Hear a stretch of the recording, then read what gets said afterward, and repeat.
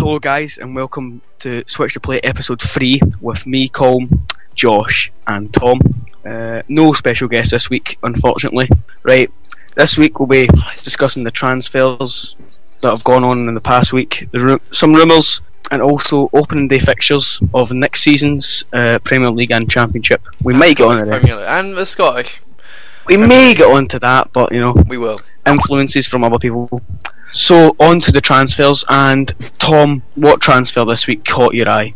It was definitely Kieran Trippier from Burnley to Spurs. They agreed a fee of £3.5 million, and it just quite surprised me really, just because Tottenham have already got Kyle Walker and DeAndre Ledley, who they signed at the start of last season, and I thought, well, Yedlin and Walker are quite young, so I'm not sure. Like, it seems like Walker will probably be going off elsewhere, but possibly could put the future of Yedlin into doubt as well. I think Yedlin's just going to maybe get sent out on loan this season, or he has to be third choice now. Well, I'm gonna put something out. I know we're not in the transfer rumours section right now, but I'm gonna skip ahead a bit. John Percy from the Telegraph obviously tweeted about Kieran Trippier going to Spurs, tweeted about his medical, and then in the next tweet he said that DeAndre Yedlin could join Norwich on loan. So if that happens, it would seem like it's more likely to happen now, obviously, because Trippier and Kyle Walker are now at Spurs. So they will loan. I'm pretty sure they'll loan Yedlin to a Premier League club, and why not? Norwich would be. He'll get game time, whichever position. It might be right back or right mid, so it could go ahead. So, but I would hope so. What could that mean for the long term of the players, though? Because he's not going to want to stay there if he's still being loaned out in 2 seasons. Yeah, I guess so. But I think someone's got to go. If he does well, if Yedlin does well at Norwich or any other Premier League club, he'll obviously Pochettino will take it and say this guy can play. Yeah, definitely. So he'll probably get into the team. But Trippier had a stat. I think he's in the top 5 for most completed crosses, 94 in last season.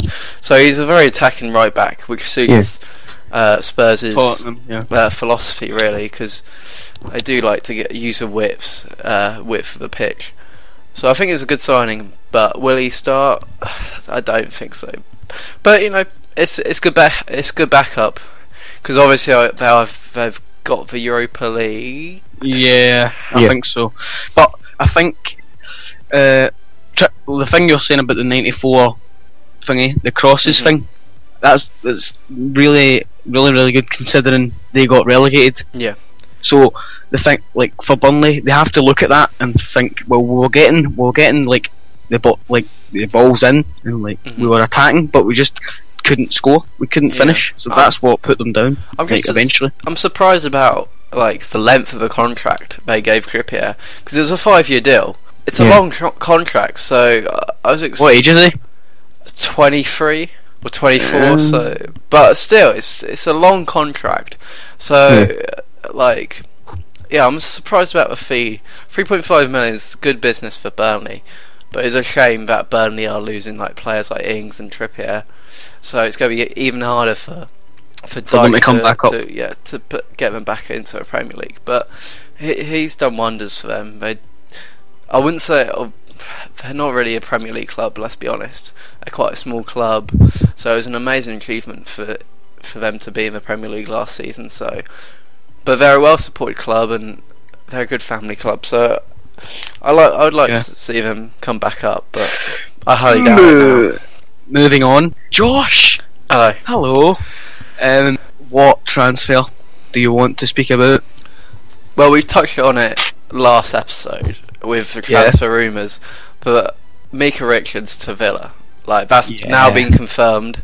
It's confirmed on Monday night or Tuesday night. I'm pretty sure Tuesday night. So that's such a good signing on a free, for fuck's sake. Absolute steal from Tim Sherwood. He's a canny manager, good old Tim. So, but great signing. I think with him there, I think it's going to move Hutton to left back. and then he'll get more game time. He might. So I don't know. They need good players. they need players. They need players. Simple as. They need better players. Mikey Richards is going to get a game every single game. Yeah, it's a very good signing. It's a positive signing for Villa. If I was a Villa fan, I'd be very happy with that signing, because it's in the right direction. They need to be better than they were. They came 17th, appalling. It's just absolutely poor for a club that's they're in like the second city, Birmingham, and it's poor. It's really poor. I think it says a lot about the transfers they're planning to bring in, though. It's like they're bringing in proven players that are proven in the Premier League already. Yeah. So it shows the sort of they're trying to challenge for a much higher place. Oh yeah, Sherwood loves a fucking English player, so yeah. Well, I think he's like he knows what he knows, and he's happy with like he would rather like play players that he knows will perform for him, and like instead of dipping into like Spanish players or Italian players than like taking a massive risk. Yeah, it's like paying nothing for Mikey Richards apart from wages is a really, really decent signing. Yeah, it's like I wouldn't be surprised if Villa got a couple of Spurs players on loan or maybe on a permanent, but I guess that would be lazy journalism. But I bet people are already doing that. I saw a transfer for me. Oh, yeah, Blazej Augustin from the free agents to Heart of Midlothian. The free agent. Here we go. Right, none of you can probably. He played for Bolton. He played 3 games for Bolton. I think I've heard of him. I'm pretty sure I have. He played for Legia Warsaw last season. I've seen a clip of him, a 3-minute clip. That's all. He looks very comfortable on the ball for a centre back. He looks like he can defend. He's quite tall. I think he's 6'4". Yeah, and you definitely need that in the SPL. You need someone to head the ball, because most of the time the ball is in the air. Yeah, he looks alright. We need a centre back after Danny Wilson left. So hopefully, with Augustin and Oztok in the middle of the defence, we can hopefully get a top 6 finish, which I think I'll be happy. I'll be happy with if we finish in the league. That's the main aim. We need more recruits, but I'm sure they'll come in the next weeks. Yeah. So moving on. But just before you move on, I just wanted to say, obviously Hearts are newly promoted. Mate, I need to look at Hamilton, how well they did from like August to January. They were like 3rd, weren't they, with Alex Neil as manager?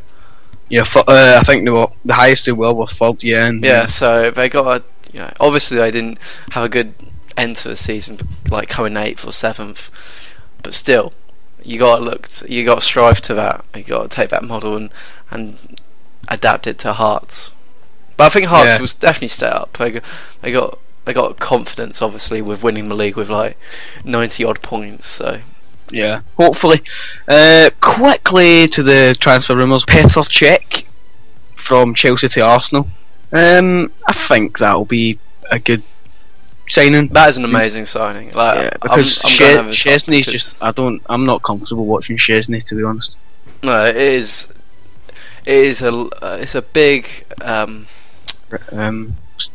It's a big signing, but it's a positive stride for Wenger, really, because obviously Arsenal fans over and over again, especially Piers Morgan on Twitter, want them to win the league. And this is a massive, a massive step. Yeah, a massive step with winning the league, because I've always said Arsenal need a world-class goalkeeper, world-class CDM, and a world-class striker. If they get those 3 players, they all win the league. And I'm about 90% sure Petr Cech will go to Arsenal, and that is their world-class keeper. Yeah, this is big. This is big. This is a big summer for Arsenal, because I think they can challenge Chelsea for the title. I think it's just a big step. It's another step towards getting those world-class players in each position, and I guess it's just another thing, another box they can tick off and strengthen the team. And I think with someone like Cech in goal, it's harder and harder to pick holes in the team, and I think Depending on the other transfers they make, I think they're going to be challenging for the title definitely next season. Yeah. But Go on, Josh. They always say, like, every year they say they're going to challenge for a title, but sometimes they start really poorly.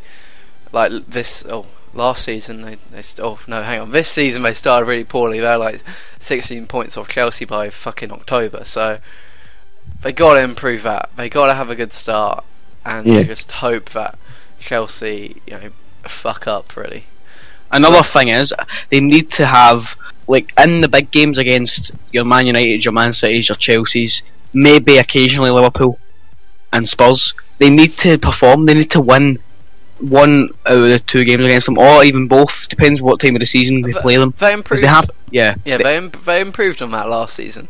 Like with winning against Manchester City away 2-0. That was such a solid, amazing defensive display. And you don't normally see that with Wenger teams. You normally see them just try and outplay the opposition with the fullbacks pushing on. But now Wenger he's given some respect.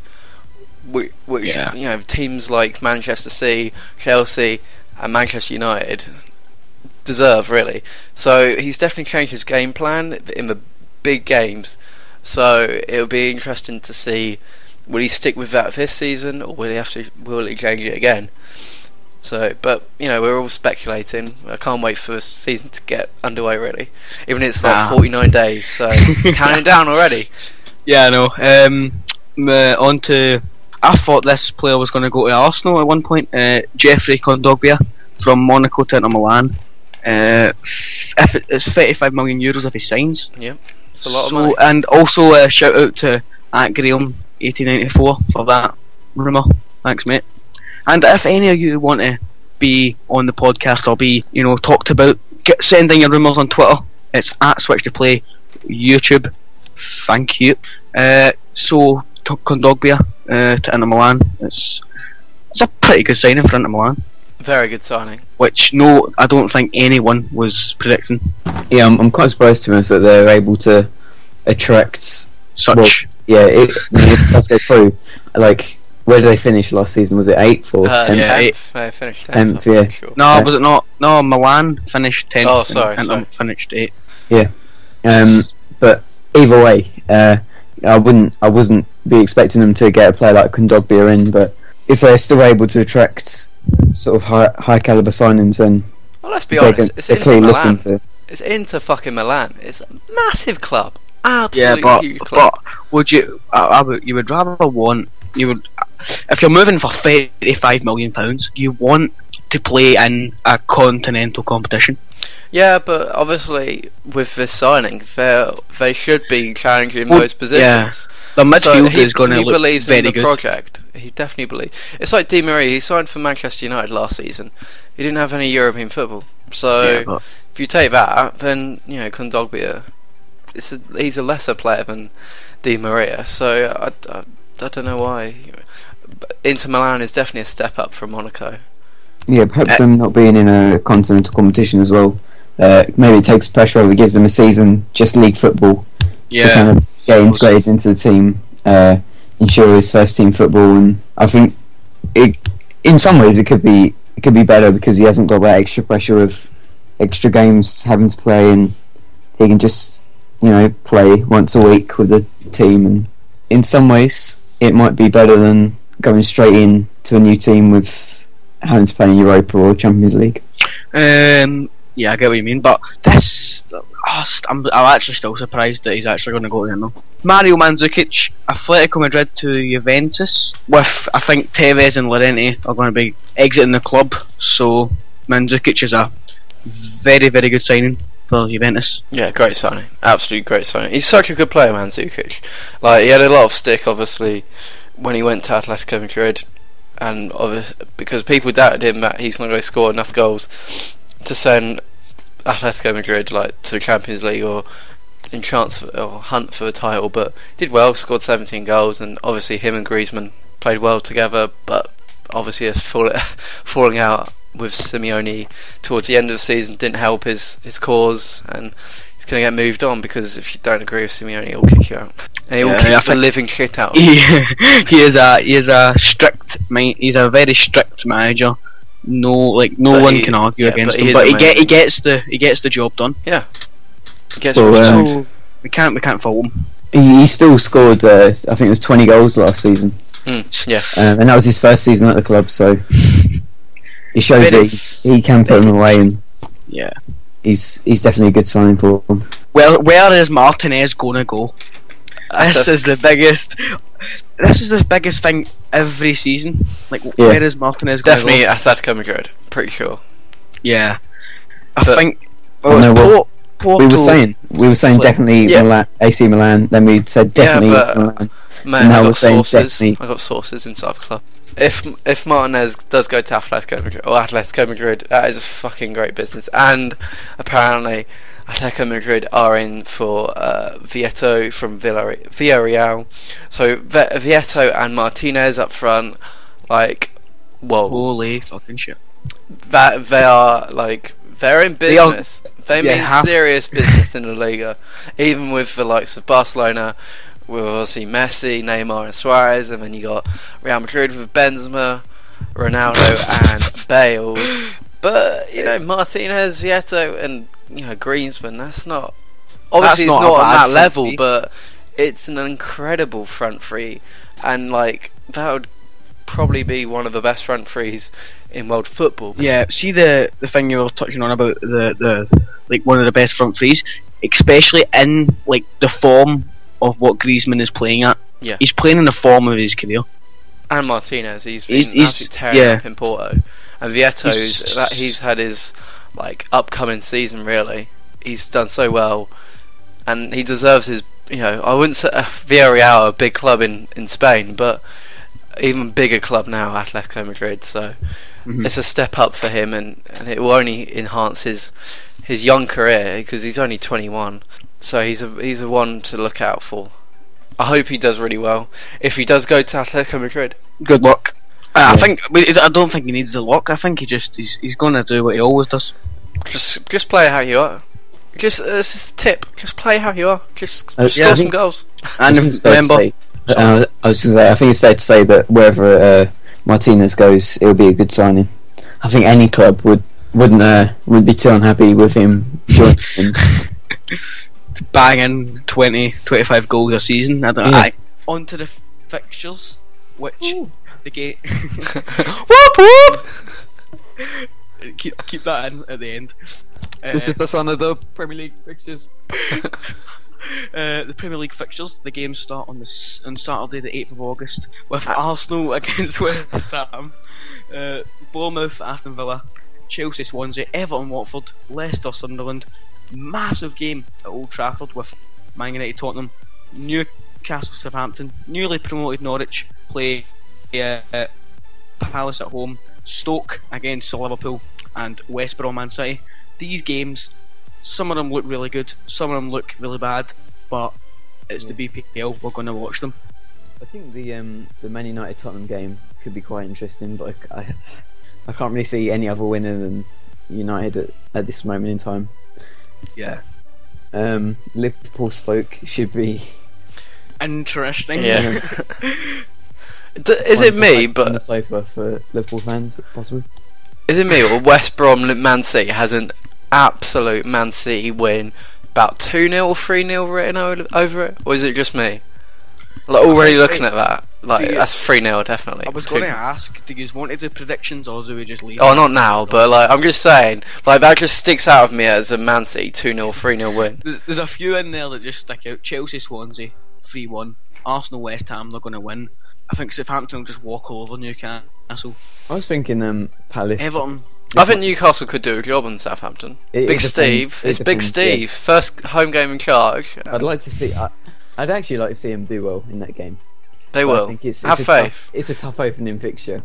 Have faith for Toonami. Yeah. Norwich Palace is I think it'll be a end-to-end game where Redmond gets the ball, runs down the wing, crosses it in. Balassi gets the ball, runs down the wing, crosses it in, and then it's just going to be that back and forth. Yeah, it's not. What a cut will have Balassi in his back pocket. I just thought the this season upcoming is going to be a big season for Crystal Palace, because even if they don't make a ton of signings, I think the way Palace play, I think they can get points off any team at the moment, and Certainly. I think if they hold on to Balassi, which I haven't heard too much about Balassi. I know he's, he was in the media a lot, but I think he'll stay. I'd like to see him stay. I think it's all just like Twitter rumours. Oh yeah. Yeah, like we all knew that he was going to be rumoured somewhere, but I don't think he'll actually leave. No, I highly doubt it. He'll leave, Yeah. and I hope he doesn't. They'll only sell him for like the right price, I think. I think they could get 10 million out of him. They'll want more than that. Yeah, I definitely think if Balassi leaves, it'll be 15 to 20, I'd say. Pushing on 15. 15 to 20, I'd say. Yeah, I'd say. I don't think people would want to pay 20 million For a Crystal Palace player. Yeah, but this Balassi, is, but at the same time, I think they're not going to let him go. QPR bought Leroy Fair for 8 million. Just have that Yeah, context. but he's a good centre midfielder. Uh, He was probably the best player behind Charlie Austin last season. See some of the goals that guy scores. They are yeah, but have you seen how much effort he puts in, like Manchester United away or not? Right, Chelsea home, obviously because they're the champions. That's a good game. That'll be a good game. Chelsea I think Swansea. Swansea are going to go there. Ayew, Routledge, Dyer, Sigurdsson, Gomez. They're just going to Yeah. nerve-wracking in the bridge. I hope Terry's Leicester win against Sunderland. I've got no beef against Sunderland, but I think Leicester will win that. Just Leicester. Bournemouth Aston Villa, that'll be definitely on Sky too, because it's Bournemouth's first game back. My friend who's a Villa fan said to me yesterday, Bournemouth will win that game. So that's his opinion on it, and I'm pretty sure Bournemouth will win that game. How do you guys think Chelsea will start off the season? Do you think they're going to do similar to what they did this season, where they play their games, try and score as many goals as they can, or? Yeah, they'll start out with Falcao coming in. I think Josie is going to try and get maybe obviously top of the league, maybe by 5 or 10 points, but come January if they can, maybe 5 points, and then like try and push away, and then like kind of defend again with maybe. I think he's trying to bring in another centre midfielder. I think the league will be definitely tighter than it was this year. Than it was last year. Well, I hope so, because it was a bit. I wouldn't say boring, but it was just not really exciting compared to the last couple of seasons, especially when Man City won the league in like 2012. Scenes. That was a good game. Rightio. Any other away Sky Bet Championships? We start off Birmingham Reading, Blackburn Wolves, Bolton Derby, Brentford Ipswich, Brighton Notts Forest, Cardiff Fulham, Charlton at home to recently relegated QPR, Hull at home to Huddersfield, Leeds, Burnley, Preston against Middlesbrough, Rotherham against MK Dons, and Sheffield Wednesday against Bristol City. With the three teams coming up, I think Preston are the only team that have a tough game. There's a lot of good fixtures, like Cardiff Fulham, that's a decent fixture. Brentford Ipswich, two semi-finalists in the playoffs, but sadly beaten by Middlesbrough and Norwich. Bolton Derby, that's a decent game too. There's a lot of good games. Blackburn Wolves. It's a really good start to the season. It's a good league. It's a great league. Like we say or the media say it every year. It's a bloody great league, and it is, and it's so tight to call, especially this season. Because I wouldn't say there's one like standout team like last season. I wouldn't say there's a standout team either, because there's normally like maybe a West Brom or so-called Newcastle that just dominates the league. But this season I can't really see that. Even QPR are down there, but I can't see them just dominating the league, because they've got a lot of problems behind closed doors. They need to sort it out ASAP. Leeds Burnley. If Leeds recruit well, Burnley, if they sell and don't recruit well, then Leeds can have a... Yeah, Leeds could push playoffs. Yeah, I really hope so. I hope Chilino doesn't do anything fucking stupid, but that's pretty impossible, because he will do something fucking stupid, because he's a fucking stupid man. He's an idiot. To Scotland and my homeland. Hello, if anyone's from Scotland, put down in the comments what you think of the opening day fixtures and who you support. Thanks. So the Ladbrokes Scottish Premier Nah, is it the Ladbrokes? yeah. Oh my fucking god, that's Started the poor. 1st of August 2015. I am still on holiday then. Oh god, and I've bought a season ticket. So we start with the champion Celtic at home to Ross County. A really good game with Dundee United hosting Aberdeen. Hamilton against Partick Thistle. Hearts against St Johnstone. Inverness against Motherwell, and Kilmarnock Dundee, which is probably going to be nothing each. Celtic are going to storm the league again. They don't even need to play 11 players on the pitch every week and they'll still win the league. Dundee United Aberdeen, which is always a really good fixture when they play each other. So they're normally 4, maybe 5 goals every time. Hamilton have signed, I think, 4 or 5 players, but they've also sold Stephen Hendry. A lot of recruits. West Ham. I think, yeah, West Ham. Hearts at Johnston. Hopefully we get the win. We're going to be thinking the title flag for last season for some reason. I don't really want to see that. So that's, Is that why you're on holiday? No, I'm on holiday for some sun. I'm not on holiday to miss the football, obviously. So Johnston are going to go there, make it very tough because the manager's not stupid. I think he's like 60 or 55 or something. Tommy Wright. He knows what he's doing, so I think they're going to go there, make it nervy for us. Hearts are going to try and win the game, obviously, because why not win the game at home? Inverness, Motherwell, I think Inverness are going to win that game, to be honest. Motherwell had a really poor season until the last 2 games when it mattered, and they only have 11 players on the books at the moment, by the way. That's not enough. Yep. Just not enough. By the way, 11 players, not enough. Kilmarnock Dundee, as I said, oh god, I'm not even going to bother watching the highlights. Kilmarnock didn't have a good season last season. Dundee had a really good season. They finished 6th in their first season back in the Premier League, which is very, very good for a club of that size. They have signed, I think, 7 players, 5 on pre-contracts. There's a lot of early transfers in the SPL, seems. Yeah, rounds it up for this week. No, don't want the podcast not finishing yet, right?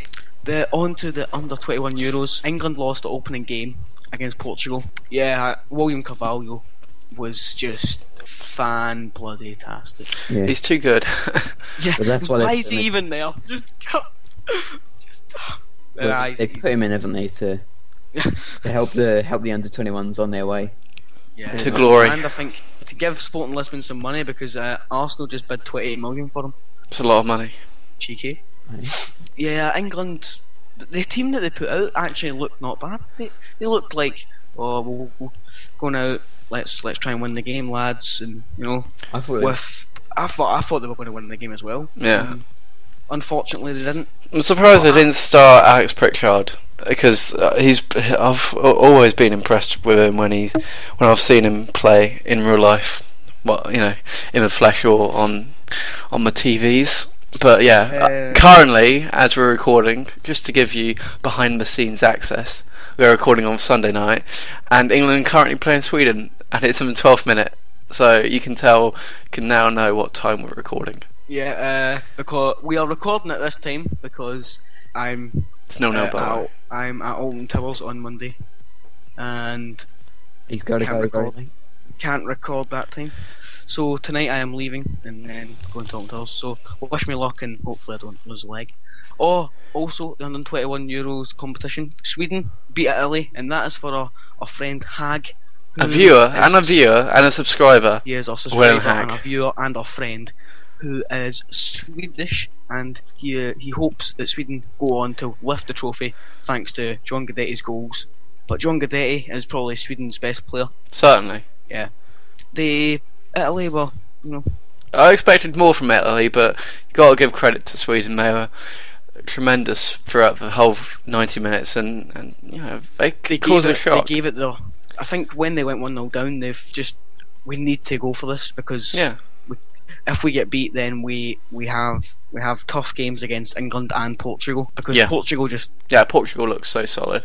They look pretty good at this attacking. moment. Portugal are the better team in that group. Yeah, but best team in the group. Also, there you go, Hag. We've just put you in. Germany. I've literally put in my notes. Germany are going to win the tournament. I was just about to read that out, right? But Sorry. let's go with predictions to who's going to win the under-21s Euro Championship. Tom, we're going to go to you first. Well, I think Germany are the favourites, and it's pretty hard to look past them in terms of who's going to win the under-21s. But Right, okay. then again, I thought England were going to do very well. No. England will never win a tournament in our lifetime. Yeah, I still think we're one of the better teams. Out of the 8 teams, I think England are 4th. I'd say we're Nah. second or third. Nah, I think I would go Germany, Italy, Portugal, England, Sweden, Serbia, Czech Czech Republic have done well. Yeah. They won 4-0 against Serbia. That's a massive result for the host. I'd like to see a Harry Kane do well in this. Hurricane. I have a funny feeling he won't do very well. I think he's absolutely knackered. Like with his Portugal performance, Yeah, he possibly. just there was no support to him in the Portugal game, but he showed, he had promising touches. But hopefully in the next 2 group games, and if England go to a semi-final or even the final, I hope he can get players in and around him, and that he can show his qualities, because he's a class player, Harry Kane. Josh, who's your prediction? Are you going to go with Germany? Yeah, it's to got to win be the- Germany. Germany. It has to Sorry. be Germany. I'm going to go with Portugal to win the thing, just to go different. Like Yeah, what I yeah. said for the Copa America, I like to be different, because I'm. You love the underdog, Yeah. as we stated before. As you say every single episode, with me going with Juventus in the first episode. Unfortunately, I was slightly wrong. Yeah, you weren't slightly. Yeah, you were slightly wrong. Right, but I've been brought up to like the underdog. I like supporting the underdog because sometimes it works. Sometimes we get absolutely hammered, but I like it. Who doesn't love a good underdog? Copa America fixtures. Right, Brazil 0, Colombia 1. Reverse fixture of the World Cup quarter-final, where from that game, Neymar got kneed in the back. I Yeah, think. from Zuniga. Yeah, so then he was out, and now he is out of the Copa America because I think he kicked the ball off Romero and then tried to headbutt someone. Yeah, he tried headbutt Backer and then he pushed And then, Backer and all that. the funniest thing I seen during that game is the officials of Brazil trying to rush him off the park to try and not get him sent off. Yeah, and then the referee just comes running up. I was watching a stream of this at about 2 a.m.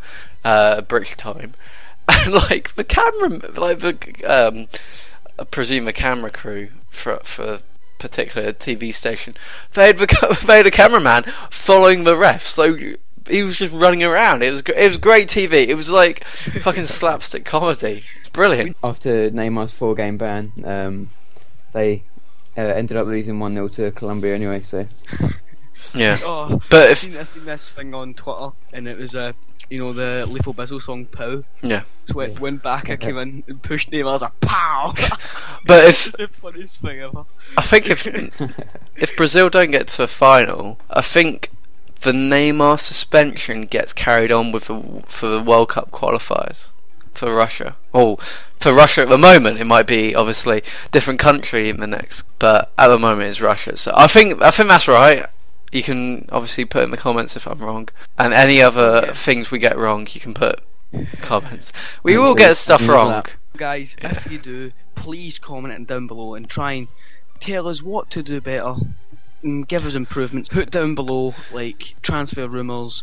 Also, if you want to be involved in the podcast, tweet at us, switch to play YouTube, because you might be with a chance to be on the podcast next week or in future podcasts.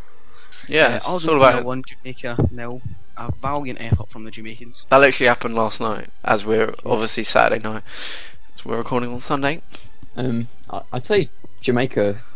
It was. Before they would have gone into the tournament, they wouldn't have been expecting to be in that game really, and It I was think a they played well. performance from them. Yeah. They tried their utmost best. Actually, At least it was only like 1-0. Yeah, You but expect with the team that Argentina have got, they should be getting some bigger score lines. To be honest, they got Lavezzi, Messi, Tevez, Aguero, Di Maria. Yeah. All these players, and they've got so many combinations that they could be playing. And I was quite surprised to be honest that they're not bursting away as quickly as and as well as I think they were tipped to. Yeah, well, I think, are you still gonna stay with what you said for the Copa America predictions? Yeah. Yeah, definitely. Yeah, clearly go win it. No, I think I said Argentina, and I still think they look the best team in the competition. Yeah, I think despite their first the couple of games just not going brilliantly, I still think they're going to improve game by game, and with the amount of world class players they have, they're going to struggle not to be contenders. And that wraps up for this week's episode of Switch to Play. And if you have enjoyed the podcast, which you probably have because it's absolutely fantastic, be sure to drop a like, comment down below what transfers you would like to see from your team and your thoughts on the fixtures for next season. Also shout out to @Graham1894 for the rumours. Keep sending them in, guys. It's at Switch to Play YouTube. Be sure to follow us on there to know when the podcast's up on YouTube. And that's it. It's a bye from Josh. Goodbye. It's a bye from Tom. Goodbye. And it's a bye from Colm.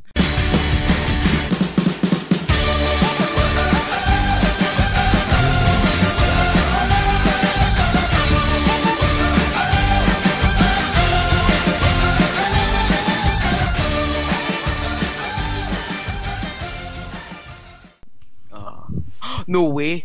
What? The China squatter last night was called Wang. Yeah.